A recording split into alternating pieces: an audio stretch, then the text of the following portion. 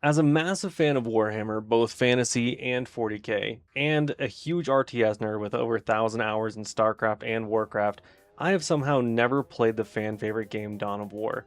And with the release of Dawn of War 4 coming this September, I decided it was finally time to fix that. We're going to beat every single Dawn of War game, including all the expansions, before Dawn of War comes out. And where better to start than with the latest release in the series? That's right, I'm talking about Dawn of War Definitive Edition, baby. But you already knew that. You can read the title. We're gonna be playing through the original Dawn of War campaign completely blind on insane difficulty, and don't worry, this becomes a problem later, but we'll get there. This is only part one, focusing on the original campaign. The expansions will receive their own videos in the future, coming soon. So, for those of you that aren't aware or would like a general refresher, what is Dawn of War? Dawn of War is a real-time strategy game produced by Relic Entertainment and published by THQ in 2004. Obviously, it's set in our beloved grimdark setting of Warhammer 40K. And real-time strategy games from this era are usually pretty fast-paced. When you start with nothing and then you build up your forces in real time, you create buildings, these buildings make units, and units can be upgraded and controlled individually, all to strategically outplay your opponent. They're real-time strategy.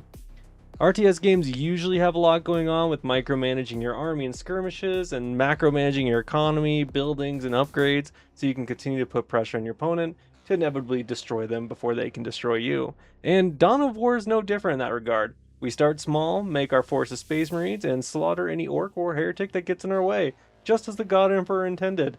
Now that you know what Dawn of War is, let's get into the actual gameplay. We'll play through the campaign, see why the game has remained one of the most beloved RTS games for over 20 years, and then I'll give a recap at the end on my feelings. Let's get started. Our protagonist is Captain Gabriel Angelos, commander of the Blood Ravens 3rd Company, armed with an edgy past and an entire chapter of Space Marines. Gabriel and his company are deployed to the Imperial world of Tartarus, which is currently experiencing the minor administrative inconvenience known as a planet-wide Ork invasion. The local Imperial Guard is being overwhelmed, civilians are evacuating, and an enormous warp storm is approaching the planet. Basically, all the reasons to say, nah, dog. Naturally, the Blood Ravens respond by landing directly in the middle of the siege and begin the process of converting Orks into fertilizer. Initially, the situation seems pretty straightforward. There are Orks, we are Space Marines, the Orks need to stop being alive, and unbeknownst to our new hero, this is Warhammer 40K, so expect some bullshit. Our first objective is simple. Learning the ropes really, we land, rescue what remains of the Imperial Guard, and perform training drills with live ammunition and living Orks as the targets.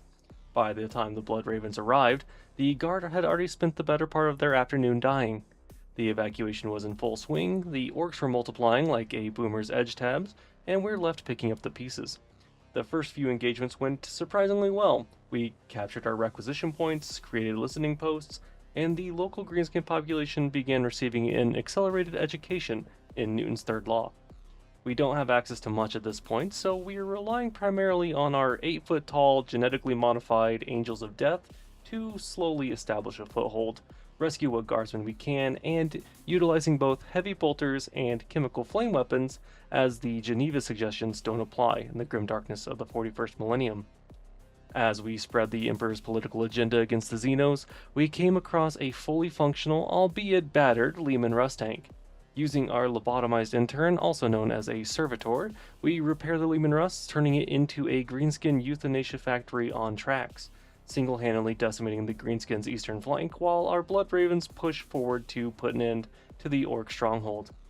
After the battle concludes, our librarian friend falls from the sky to shit-talk the Colonel and drop exposition on the Blood Raven's backstory, revealing that actually Captain Gabriel Angelos had just recently committed exterminatus on the planet Cyrene, and to not bring it up. Captain Angelos puts the Colonel into his place next, and then informs the squads we're going to be going on the offensive. My kind of war plan. Mission 2. A sneaking mission. Librarian Isidore says we should just attack with our full force, but Captain Angelos suggests a full-out assault would only improve the Orks' morale, and he may be right. It's then revealed that the planet Captain Angelos committed exterminatus on was his very own homeworld, so he's kind of dealing with some shit currently. Our scouts get into position, and it immediately becomes apparent that my basic literacy is on par with the Orks. It took me an embarrassing amount of time to understand these scouts have an infiltrate ability, thus making them invisible. After struggling to kite for far too long, we finally make some progress, collecting more wayward scouts, but these are equipped with long-range sniper rifles, or in technical terms, the unsubscribe from life button. We're tasked with eliminating a knob leader in a pain-in-the-ass position on top of a large ramp, with patrols running back and forth, and we also don't one-shot everything with the snipers. Our scouts have the durability of an iPhone screen in the hands of a 12-year-old on a trampoline park. After personally demonstrating why the Blood Ravens don't let me write tactical doctrine, we finally managed to drop the pain-in-the-ass knob and move to secure the base. From here, it's your standard purgation protocol and kill everything that isn't human with overwhelming firepower move. Aside from a few killicans, this goes as expected when dealing with the Emperor's Chosen, especially when I realize our Blood Ravens can utilize literal rocket launchers for anti-tanks and buildings. I swear my own competency is more of a threat to this campaign than the Orks could ever be. The scouts report there aren't any more Orks in the area to Librarian Isidore, and then he sends them forward. Isidore then enters an unscheduled psychedelic experience and begins seeing spooky ghosts wearing early 2000s power metal band attire. As we move into Mission 3, we find the Blood Ravens under constant assault from all angles. Holding the onslaught of Orks, the Imperium and Blood Ravens attempt to make a bold stand, to funnel the remaining Ork forces through a choke point. Although straightforward, the Orks are on par with a swift kick to the dick in terms of pain and annoyance in this mission. That is until we discover the Tech Priest's very own fuck you in particular weapon, also known as a dreadnought. A 12-foot tall walking coffin whose retirement plan is committing industrial scale homicide. Fitted with over 10 tons of pure fuck you energy, a Gatling gun that fires rounds large enough to cut Orks in half, and a power fist dedicated to spontaneous force proctology, the Orks stood no chance. With these two-legged incarnations of death and the Emperor's Angels, the engagement rapidly shifted from desperate defense to the US military after receiving an anonymous tip that a kindergarten classroom was sitting on an oil reserve. The Orks are the kindergarten classroom. We cut our way through hundreds of greenskins, breaking out of the defensive position and eradicating every Ork building in a mile radius.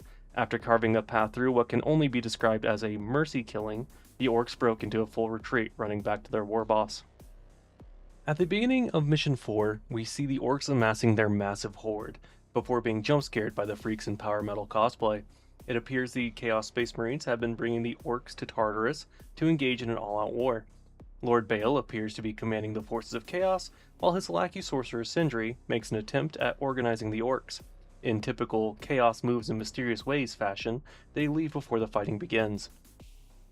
Using whirlwind missiles and assault marines with jump packs, we forcefully evict the nearby tenants, manifesting our destiny. As we establish our base camp, we are under constant assault from greenskins, as if they didn't understand we now legally own this land. After building our forces, we march our beautiful machines of death, backed by multiple squads of heavily armed zealots, straight through the war boss's defenses, leaving no stone unturned or Ork surviving.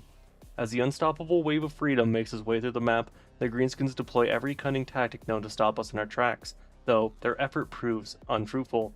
That is until a giant fucking dinosaur with a bunker strapped to its back, known as a squigoth, begins charging through my firing lines.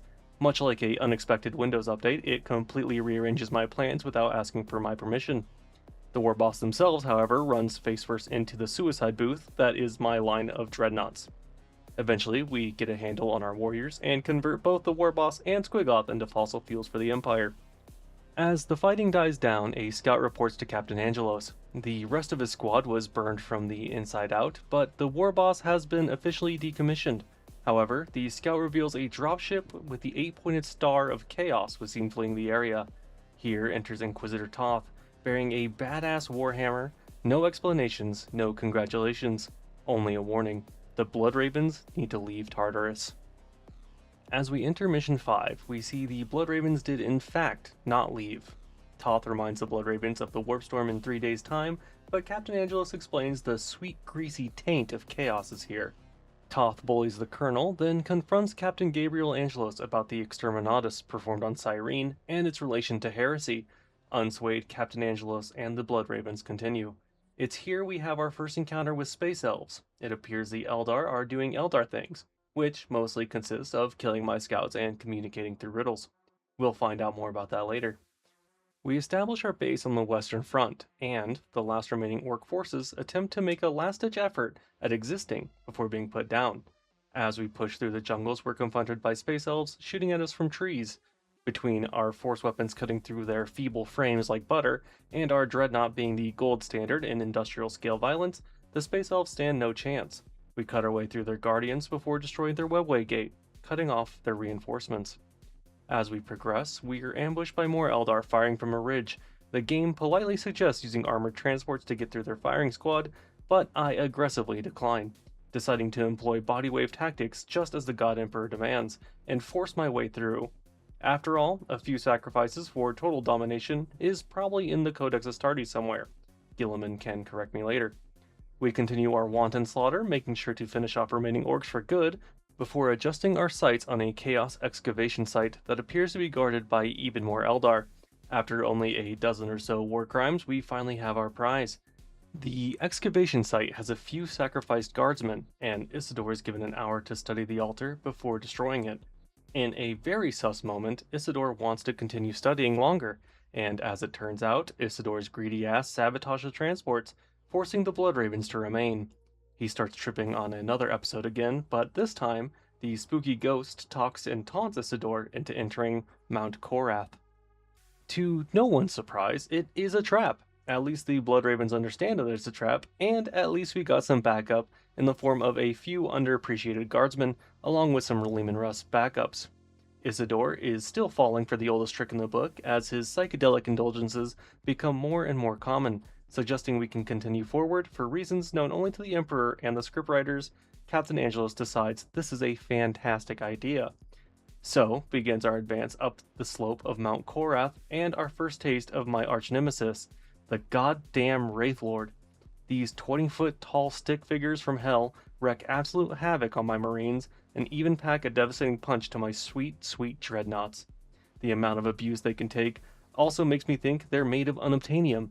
However, this is a side effect of the insane difficulty modifier. We finally push through the first force and establish our base of operations. However, this is the worst place for the headquarters.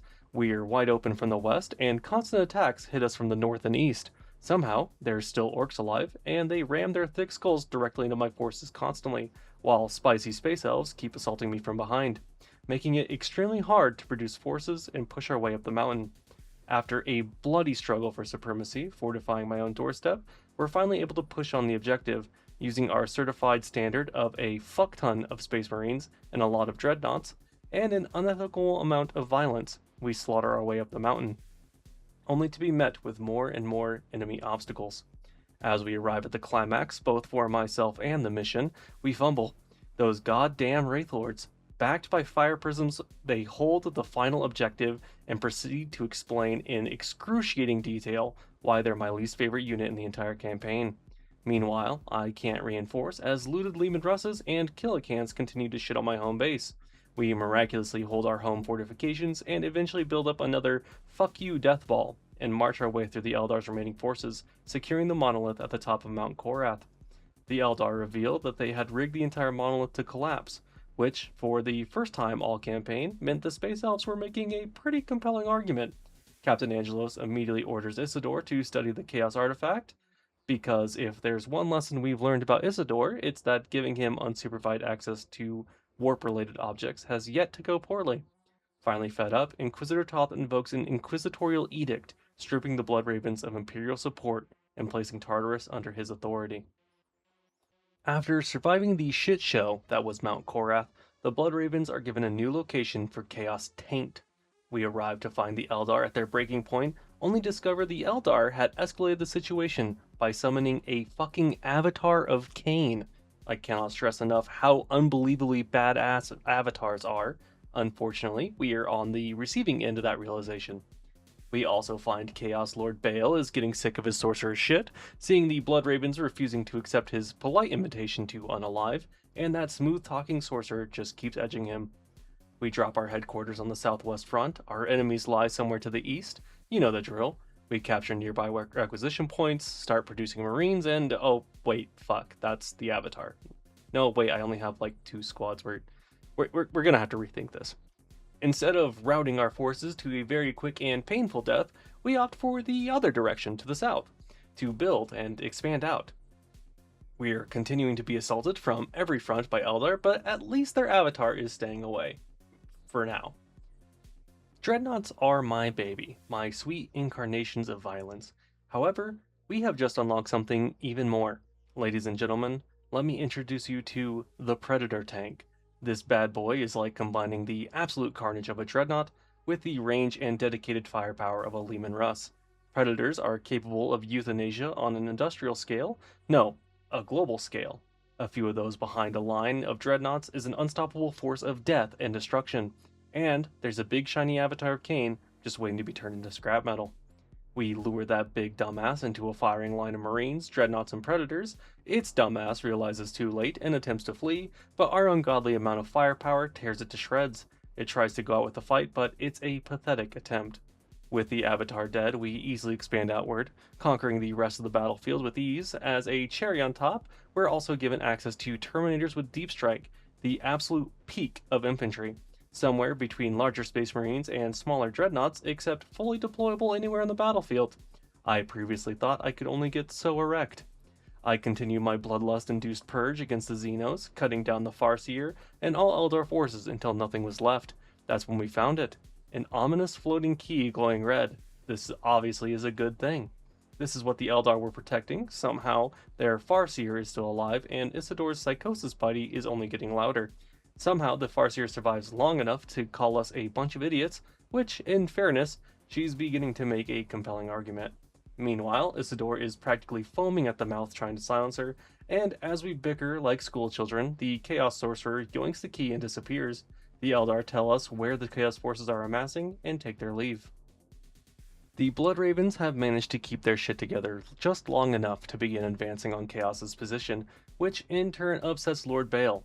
Inside a great chapel, they're performing a ritual to unlock the key Sentry just swiped, and it's up to us to put a stop to it. This mission starts off interesting, with us being separated from the rest of our forces, requiring us to utilize jump packs to reconvene. We slowly push out from our starting base, relieving our forces and securing objectives on our way.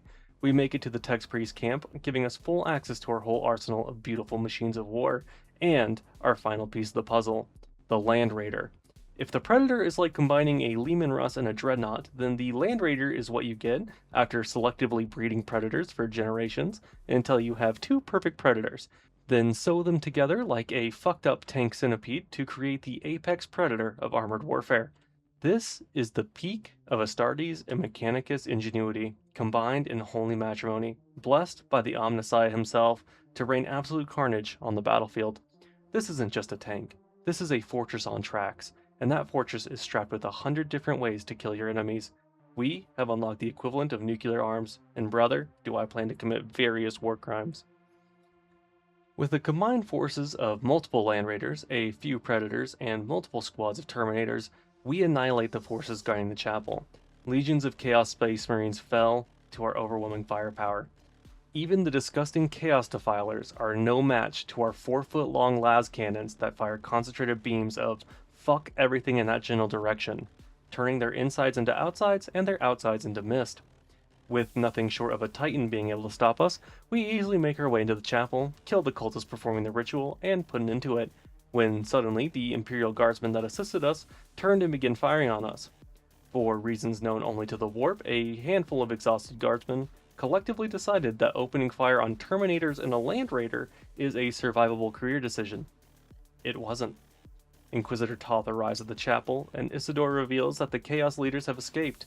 Captain Angelos has a mental break, constantly being reminded of his homeworld Cyrene that he put to the torch. Toth reveals what Chaos is seeking. An artifact of ancient evil resides on Tartarus, the Maledictum, a prison for a great evil demon that the Eldar imprisoned a millennia ago. The Blood Ravens don't have much time to stop the impending doom, but there's still a chance. Before we fade to black, Sindri continues to influence Isildur, and our old librarian friend believes he can control the Maledictum.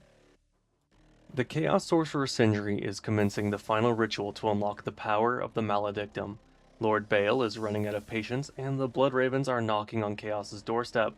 Captain Angelos and begin rallying the forces.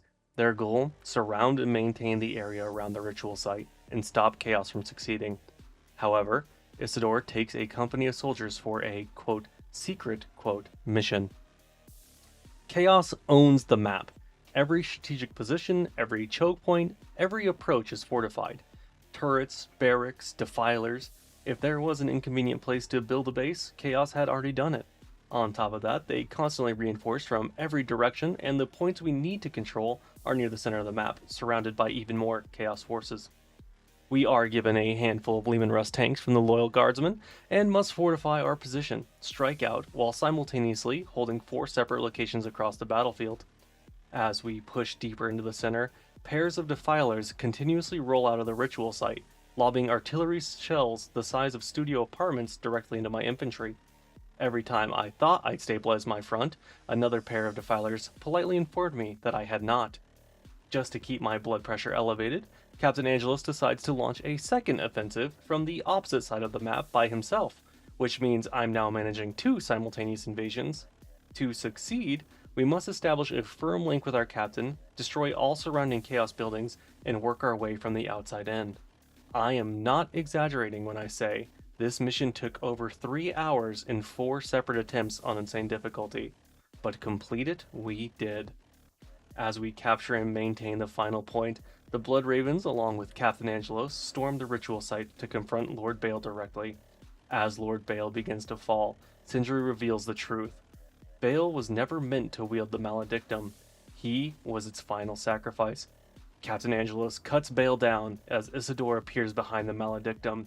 With the ritual complete, Isidore takes the stone containing the demon and flees, betraying his old friend, Captain, and his battle brothers. Isidore, you son of a bitch. We were brothers. The Chaos Legions have fallen back to an abandoned city as the warp storm closes in around Tartarus. Captain Gabriel Angelos stands ready to do what must be done. Orbital bombardments tear massive holes through the Chaos front line, opening a path for one final assault. We find Isidore transfixed by the Maledictum, convinced he has ascended beyond mortality. Sindri quickly puts him in his place before confiscating the stone and orders Isidore to destroy the Blood Ravens. We begin fortifying our home positions to the southwest. Our mission? Destroy all Chaos forces, and especially destroy the traitor Isidore. In my experience, there's no better way to obliterate Chaos than with the overwhelming firepower of Land Raiders, Predators, Dreadnoughts, and Terminators. We push our way straight to where we believe Isidore lay, carving a bloody path through the front lines. As we begin to fortify a sacred relic, a greater demon of Khorne appears, a bloodthirster. But even one of Khorne's greatest warriors was simply a footnote on our path of revenge. We put the beast down and continued our advance. We finally reached Isidore. Rather than entertaining his villain monologue, I introduced him to 4 tactical squads, a scout team, and 5 dreadnoughts. He survived for approximately 5 seconds. With our primary mission complete and Isidore reduced to a rapidly cooling cautionary tale, all that remained was cleaning the remaining Chaos forces off the map and purging every scrap of heretical filth from the battlefield, like one of those satisfying cleaning videos. As we finish the cleanup process, Captain Angelos confronts the heretic Isidore. They fight, and Isidore almost comes out on top. However, through the power of the Emperor and friendship, Angelos overcomes Isidore, sending him back. Isidore begs for his life, and the captain puts his brother out of his misery, finishing the deed. With our mission complete, all that remains is Sindri and destroying the Maledictum. This is it, the final mission. We have little time left to defeat Sindri, although it may already be too late. If that is the case, we must put the demon down. Toth gives Captain Angelos the hammer he's been carrying this whole time, a demon hammer called Godsplitter, a tool he brought for the sole purpose of destroying the Maledictum. With it and our forces, we may just have a chance. There are still Eldar forces in the area that also aim to destroy the Maledictum, and are willing to work together with the Blood Ravens. They will make an excellent meat shield and distraction for this mission. Now is the time we put everything we've learned so far together. We're constantly assaulted on all sides by Chaos, but as we fight, we employ every strategy that's got us this far. We use our tactical marines to cover locations and capture sites. We build listening posts surrounded by towers to prevent warp demon spawns from taking us by surprise. We tech up to our ultra heavy class weapons. Predators, Dreadnoughts, Terminators, Land Raiders. Every toy I'd spent this entire campaign falling in love with, rolled out onto the battlefield together. We spread out and conquered wide sections of land. We make an attempt at saving the Eldar forces with what soldiers we can spare, but we're too late. Our main force continues to push through the enemy lines, and Sindri appears as a fully ascended demon lord. He weighs in on our primary force, but we're able to push him back. We continue to press in on the Chaos base. Then Sindri runs into my other army and a bunch of turrets and dies. That's just some old RTS jank at its finest right there. Anyway, after destroying the final Chaos headquarters, the mission is complete. Captain Gabriel Angelos and Toth, as well as the Eldar, surround the Maledictum. The Eldar plead not to destroy the stone, and begin to fire at the Blood Ravens to stop us. With a heavy swing, Captain Angelos brings a hammer down on the Maledictum, destroying it. The Farseer explains that we have doomed everyone before leaving. Inquisitor Toth and the Blood Ravens make their way to the transport ships, but Captain Angelos is stopped. An incorporeal voice thanks the captain, telling the captain his contributions helped him attain enough power to escape. Tartarus itself is an altar to the blood god Khorne, and every death was a sacrifice to him. Without so many offerings made by the Blood Ravens, Orks, Eldar, and Chaos, then the demon within the Maledictum would have been remained trapped. Captain Angelos tells the demon he'll be waiting to vanquish him too, before leaving the planet. Mission successful. And that is where the story ends for Dawn of War Campaign 1 Definitive Edition. It was incredible, and if you're still here, then thank you. If you enjoyed the video, please consider leaving a like, subscribing, and dropping a comment. It genuinely helps get the video in front of more people, and if you got a few laughs out of it, consider sharing it with a friend. Dawn of War's campaign was an amazing experience. I truly get why it's touted as one of the most beloved games in not only the series, but all of Warhammer and 40K games. The story was great and engaging, the voice acting was truly phenomenal, and all the units really felt like it was bringing the true Warhammer experience.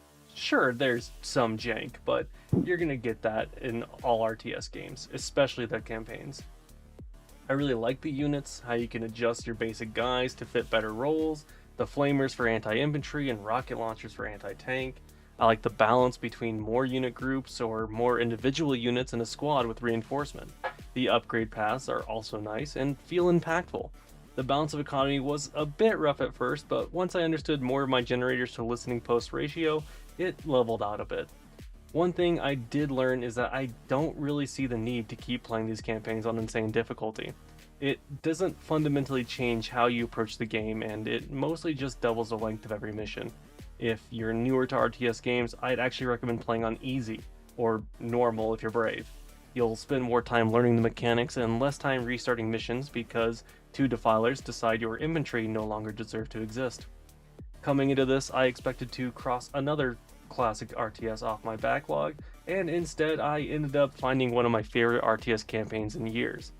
The Blood Ravens betrayed each other, I developed a deeply personal hatred for Wraith Lords, Dreadnoughts became one of my favorite RTS units ever designed, and somewhere along the way I stopped playing Dawn of War, I started caring about it. So was Dawn of War worth finally crossing off the list? Absolutely.